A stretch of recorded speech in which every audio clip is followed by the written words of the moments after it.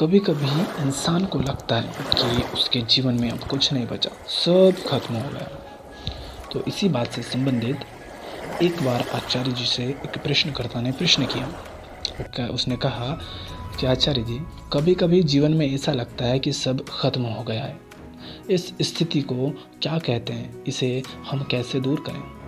तो आचार्य जी इसका जवाब देते हैं। वो कहते हैं, सवाल है कि जीवन में कभी कभी या अक्सर ऐसे क्षण आते हैं जब दिखाई पड़ता है कि सब खत्म हो गया और आशा चूक सी जाती है। तब क्या करें?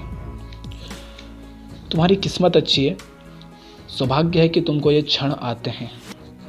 तुम्हारी किस्मत अच्छी है कि तुम्हें ऐसा लगता है कि सब खत्म हो गया। इससे पता चलता है कि अभी पूरी तरह मुर्दा नहीं हो। पता चलता है कि अभी भी थोड़ी संवेदना बची हुई है तुम में। ज़्यादातर लोग इतने बेहोश हो जाते हैं, करीब करीब मुर्दा ही हो जाते हैं, कि उनको ये भी प्रतीत नहीं होता कि सब खत्म हो रहा है, सब खत्म हो ही चुका है। वो झूठे सपनों में जिए जाते हैं। तो तुम्हारे साथ तो अभी बड़ी अच्छी घटना घट रही है। अगर तुम्हें ऐसा लगता है कि कभी कभी हमें ऐसा लगता है कि सब खत्म हो गया है, धन्यवाद दो अस्तित्व को कि अभी ये सब तुम्हारे साथ हो रहा है। लेकिन अगर ये होता है और तुम सचेत नहीं हुए तो कुछ समय में ये होना बंद हो जाएगा। मुक्ति बोध की एक पंक्ति है, उसमें कहा गया है, मुझे पुकारती हुई पुकार खो गई कहीं। मुझे पुकारती हुई पुकार खो गई कहीं। बड़े फायर ब्रांड कवि थे मुक्तिबोध। तो कह रहे हैं कि एक पुकार उठती है और पुकार बड़े कष्ट की ही होती है कि ये क्या हो रहा है, ये जिंदगी कहाँ जा रही है। जीवन लगातार एहसास कराता है अपने खाली होने का, अपने सूनेपन होने का। तुम्हें एहसास दिलाता रहता है लगातार अपने अर्थहीन होने का। पर ये तुम्हारे ऊपर है कि तुम उस पुकार को सुनो या ना सुनो। और नहीं सुनोगे तो वो पुकार हो जाएगी। कुछ दिनों में वो पुकार आनी बंद हो जाएगी। तुमको ऐसा लगने लगेगा कि सब कुछ ठीक है, क्योंकि अब वो पुकार नहीं आती तो तुम्हें लगेगा कि सब ठीक हो गया। मान लीजिए कोई व्यक्ति है, उसको 4 लोग मिलकर मार रहे हैं और तुम उसके दोस्त हो, वो तुम्हें आवाज़ दे रहा है। थोड़ी देर तक उसने आवाज़ दी तुम्हारा नाम ले लेकर, तो तुम्हें थोड़ी थोड़ी चिंता हो रही कि यार ये आवाज़ क्यों आ रही है, ऐसा क्यों हो रहा है कि उसे कोई दिक्कत है।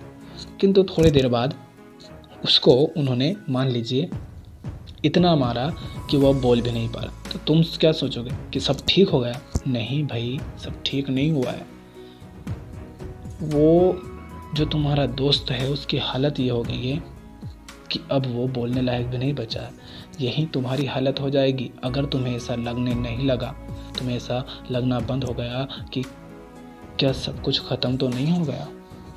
इसलिए कह रहे हैं कि ये कहीं पुकार खो ना जाए, क्योंकि कुछ दिनों में वो पुकार आनी बंद हो जाएगी।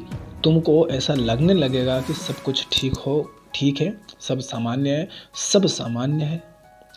पर सब सामान्य नहीं हो गया है भाई, सब ठीक नहीं हो गया है। इतना ही हो गया है बस कि तुम सुन्न पड़ गए हो या फिर वो सुन्न पड़ गया है। शरीर के किसी हिस्से पर जब बहुत ज़ोर से चोट लगती है तो ऐसा भी होता है कि वो सुन्न पड़ जाए और दर्द का एहसास भी बंद हो जाए। दर्द का एहसास नहीं हो रहा, इसका अर्थ ये नहीं है कि सब ठीक है। इसका अर्थ यही है कि बीमारी और ज़्यादा गहरी हो गई है। तुम सड़क पर चलते लोगों को देखो, उनकी शक्लों को देखो, उनके जीवन को देखो, उनके हाव भाव को देखो, अपने आसपास के समाज को देखो और तुम्हें साफ साफ दिखाई देगा कि सब बीमार हैं, सब बुरी तरह से बीमार हैं। घर को देखो, परिवार को देखो, जाकर दफ्तरों में देखो और तुमको उनकी आंखों में बीमारी के अलावा कुछ और दिखाई देगा नहीं। डर दिखेगा, चिंता दिखेगी, संदेह दिखेगा, बोरियत दिखेगी। पर तुम उनसे पूछो कि क्या हुआ, क्या तकलीफ़ है, तो वो कहेंगे तकलीफ़? सब कुछ अच्छा है भाई, हमें तो कुछ नहीं हुआ। मैं तो एक बड़ा सामान्य आदमी हूँ, मैं तो एक ढर्रे की ज़िंदगी बिता रहा हूँ। और इनके आसपास आने वालों से पूछोगे तो वो कहेंगे हाँ हाँ बिल्कुल ठीक है भाई, एक सामान्य जीवन बिता रहा है ये व्यक्ति तो। रोज़ सुबह घर से निकलता है, ऑफिस आता है, ठीक ठाक कमा रहा है, घर जाता है जहाँ बीवी, एक दो बच्चे हैं और बस यही इसका जीवन है, चल रहा है और सब लोग इसको मान्यता देते हैं। पर तुम जानोगे, अगर तुम गौर से देखोगे तो समझोगे कि कहीं ना कहीं कोई गड़बड़ है, कोई बड़ी गड़बड़ है। सबसे बड़ी गड़बड़ है कि उसे अब ये गड़बड़ का एहसास होना भी बंद हो गया है। वो वेल एडजस्टेड हो गया, अच्छी तरह से एडजस्ट हो गया है। कृष्णमूर्ति ने कहा था, अगर तुम एक बीमार समाज से पूरी तरह एडजस्टेड हो गए हो तो इससे ये बिल्कुल सिद्ध नहीं होता कि तुम स्वस्थ हो। अगर तुम एक बीमार समाज से पूरी तरह एडजस्टेड हो गए हो तो इससे बिल्कुल सिद्ध नहीं होता कि तुम स्वस्थ हो। इससे सिर्फ यही सिद्ध होता है कि तुम भी उतने ही बीमार हो, बल्कि शायद और ज़्यादा। तो इसीलिए मैंने कहा था कि सौभाग्य है कि तुमको वो क्षण आते हैं घबराहट के, जब अचानक सब काला दिखाई देने लगता है, तुम्हें लगता है कि क्या सब कुछ ख़त्म हो गया। और मैं प्रार्थना करता हूँ कि वो क्षण यहाँ बैठे सभी लोगों को आया करें, सब जो भी ये सुन रहे हैं उन सबको ऐसे क्षण आए कि उन्हें लगे कि कहीं सब ख़त्म तो नहीं हो गया, और बहुत ज़्यादा आया करें, यही उम्मीद करूँगा। तुम्हारा दुश्मन नहीं हूँ मैं, ये तुम्हारे स्वास्थ्य के लिए ही प्रार्थना कर रहा हूँ। आवश्यक है कि वो क्षण आए, आवश्यक है कि हम देख पाएँ कि जिन ढर्रों पर हम चल रहे हैं वो बड़े अंधेरे रास्ते हैं, कहीं को नहीं जाते और उनमें हमें कष्ट के अलावा और कुछ नहीं मिलेगा। आवश्यक है कि हम देख पाएँ कि हम सुबह से लेकर शाम तक जो कुछ भी करते हैं उसमें हमारी हालत क्या रहती है, हमारा मन कहाँ रहता है और हम कर क्या रहे होते हैं। बहुत ज़रूरी है कि हमें ये समझ में आए, जो आदमी सपने में है वो अपने सपने की मौज लेता ही रहेगा। जो आदमी सपने में है वो अपने सपने की मौज लेता ही रहेगा। लेकिन जीवन तुम्हें हमेशा सपने में रहने देगा नहीं, वो बीच बीच में तुम्हें सत्य के सामने खड़ा करेगा ही, और सत्य तुम्हें रगड़ देगा, ठोकरें देगा।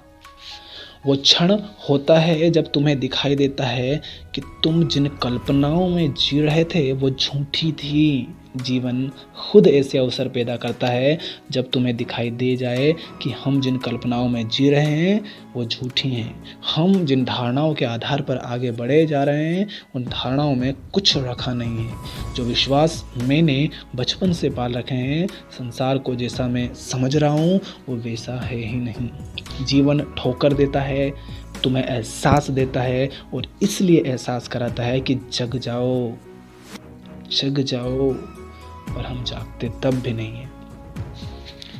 किसी ने कहा है कि हर आदमी कभी ना कभी सत्य से टकराता ज़रूर है, लेकिन अधिकतर लोग सत्य से टकराने के बाद बस उठते हैं और ऐसा अभिनय करते हैं कि जैसे कुछ हुआ ही नहीं, कोई ठोकर लगी ही नहीं, और अपनी पुरानी ही दिशा में वापस चल देते हैं। बहुत कम लोग होते हैं जो सत्य से ठोकरें खाने के बाद जग जाएं। तुम्हें ये जो अनुभव होता है ये सत्य की ठोकरें हैं। ये अनुभव तुम्हें इसलिए होता है ताकि तुम जग सको। धन्यवाद तो उस अस्तित्व का कि तुम्हें ये अनुभव होता है। अस्तित्व को अभी तुमसे कुछ उम्मीद है, इसीलिए तुम्हें ये ठोकरें दे रहा है। जिनको ठोकर मिलनी ही बंद हो गई हैं वो तो कहीं के नहीं बचे, और अब हम में से बहुत से लोग ऐसे हैं जिनको ये ठोकर अब मिलनी बंद हो रही होंगी। जिनको लग रहा होगा ऐसे ही है, बस ये ही है। मुझे पता चल गया है कि जीवन क्या है, मैं सब समझ गया हूँ। जिनको ऐसा लगता है, इन लोगों को अब ठोकर नहीं लगती। ठोकर समझ लो तुम्हारे उस शुभ चिंतक की तरह है जो तुम्हें जगाने आया है। जो तुमसे प्रेम करता है वो तुम्हें ठोकर दे देकर जगाने आया है कि जग जाओ जग जाओ। जो तुमसे कह रहा है कि उठो, और जब भी कोई तुमको गहरी नींद से उठाए तो थोड़ी बेचैनी होती है ना, थोड़ी झुंझलाहट होती है ना तुम्हें, जब तुम सो रहे हो अच्छे से, हाँ, और कोई आकर तुम्हें उठा दे तो झुंझलाहट होती है, थोड़ी बेचैनी होती है, गुस्सा भी आता होगा उस पर, होती है कि नहीं होती है। और जो कोई तुम्हें उठाए वो तुम्हें कोई बहुत प्रिय नहीं लगता हो, मतलब जो तुम्हें उठाना है वो भी तुम्हारा ऐसा नहीं है कि तुम बहुत पसंद करते हो उसको, और वो आ गया तुम्हें उठाने तो तुम्हें कम गुस्सा है। तुम सो रहे हो, बढ़िया हो, और कोई आ रहा है और तुम्हें उठा रहा है कि उठो, तुम खिसिया जाओगे। ये उठने का संकेत है, उठ जाओ, सच्चाई को देखो। मान लीजिए कोई तुम्हारा दुश्मन हो, तुम बहुत सुकून से सो रहे हो, किंतु बाहर का वातावरण ऐसा है कि बाढ़ आ रही है बहुत तेज़ी से, और कुछ ही मिनट हैं उसके बाद वो बहा ले जाएगी तुम्हारे सबको। तुम्हें गुस्सा आएगा, किंतु जब हकीकत अगर तुम नहीं जानोगे तो उस बाढ़ में तुम बह जाओगे, अगर तुम नहीं उठे तो। किंतु अगर उठ गए और सच्चाई जानोगे तो दुश्मन जो तुम्हें लग रहा था वो तुम्हारा सबसे प्रिय मित्र हो जाएगा। इसलिए ये ठोकरें जब लगती हैं तो इनको दुश्मन न समझे, ये समझें कि अस्तित्व तुम्हें जगाने की कोशिश कर रहा है। बस ठोकरें सही जगह से लग रही हो, तुम उनको देखो, उनको जानो। ये उठने का संकेत है, उठ जाओ, सच्चाई को देखो, अपनी मान्यताओं के खोखलेपन को देखो। तुम जो धारणाएं बना रखे, जो मान्यताएं झूठी बना रखी है, उनके खोखलेपन को देखो। जीवन तुमसे कह रहा है कि अपने से पूछो कि क्या मैं इन सब शब्दों के अर्थ को समझती हूँ? कौन सा शब्द?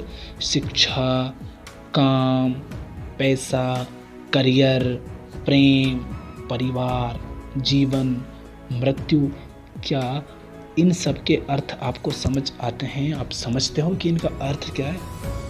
और इन्हीं पर तुमको चलना है।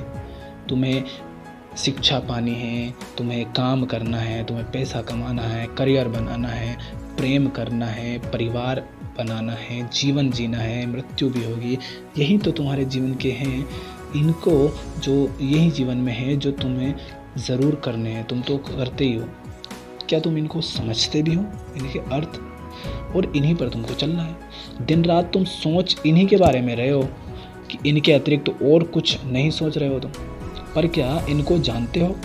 जीवन तुमसे ये सवाल पूछ रहा है, उत्तर दो। तुमने कभी जानना चाहा है कि पैसे का अर्थ क्या है? क्या काम पैसे के लिए किया जा सकता है? जीवन में पैसे का क्या महत्व है? जीवन क्या है, इसको जाना है कभी? तुमने अपने आप से कभी पूछा कि धर्म क्या है, मनोरंजन क्या है? अभी त्योहार आ रहा है, घरों की तरफ भाग रहे हो तुम। त्योहार है तो जहाँ रह रहे हो वहाँ से घरों की तरफ भाग रहे हो। तुमने अपने आप से पूछा कि त्योहार शब्द का क्या अर्थ है, मनोरंजन का मतलब क्या? इन्हीं पर जीवन बिता रहे हो, पर इनके बारे में जानते कुछ नहीं तुम। और जीवन तुमको चेतावनी दे रहा है कि ये मत करो, अवसर होते जा रहे हो, समय तुम्हारे हाथ से फिसला जा रहा है। जीवन तुम्हें बस चेतावनियाँ दे रहा है, उन चेतावनियों को सुनो। एक एक क्षण जो तुम बिना सुने बिता रहे हो, तुम अपने ही और बड़े दुश्मन होते जा रहे हो। कोई और नहीं है तुम्हारा दुश्मन, तुम ही हो अपने दुश्मन। दूसरों को दुश्मन ना समझो, तुम अपने दुश्मन स्वयं हो।